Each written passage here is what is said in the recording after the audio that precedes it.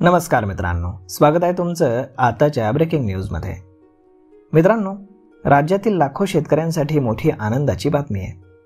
2017 मध्ये राज्य सरकारने राबवलेल्या छत्रपती शिवाजी महाराज शेतकरी सन्मान योजना या कर्जमाफी योजनेतून वंचित राहिलेल्या 6,58,000 शेतकऱ्यांना अखेर दिलासा मिळाला आहे।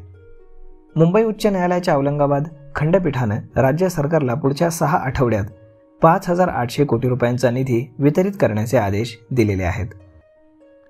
न्यायमूर्ती नितीन सूर्यवंशी आणि वैशाली जाधव पाटील यांच्या खंडपीठाने शुक्रवारी या प्रकरणाची सुनावणी घेतली। यावेळी न्यायालयाने स्पष्ट निर्देश दिले की पात्र शेतकऱ्यांना कर्जमाफीचा लाभ देण्यासाठी राज्य सरकारने तातडीने निधी उपलब्ध करून द्यावा। 2017 मध्ये राज्य सरकारने छत्रपती शिवाजी महाराज शेतकरी सन्मान योजना या अंतर्गत शेतकऱ्यांचं 1.5 लाख रुपयांपर्यंतचं कर्ज माफ करण्याचा निर्णय घेतला होता। या योजनेचा उद्देश कर्जाच्या ओझ्याखाली दबलेल्या शेतकऱ्यांना दिलासा देणं हा होता।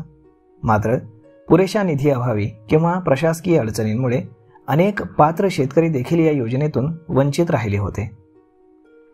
याबाबत शेतकरी भाऊसाहेब बजरंग पारखे यांनी हायकोर्टामध्ये औरंगाबाद खंडपीठामध्ये याचिका दाखल केली होती।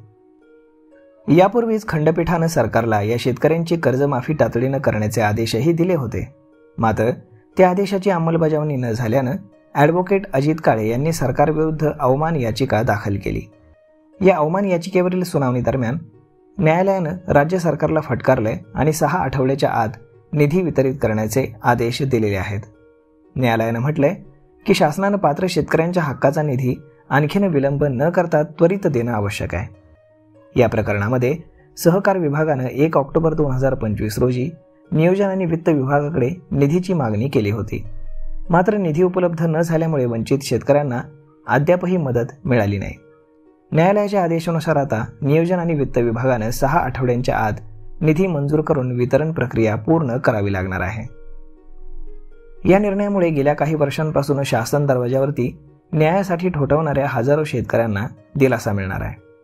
कर्जमाफीचा लाभ मिळाल्यानंतर त्यांना नव्याने शेतीसाठी भांडवल उभं करण्यास आणि आर्थिकदृष्ट्या सावरण्यास मोठी मदत होणार आहे।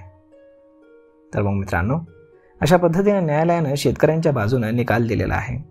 यावरती आपलं मत काय हे तुम्ही आम्हाला कमेंट करून नक्कीच सांगा। आणि जर हा व्हिडिओ तुम्हाला आवडला असेल तर आपल्या जवळच्या मित्रमंडळींसोबत देखील हा व्हिडिओ तुम्ही शेअर करायला विसरू नका। धन्यवाद।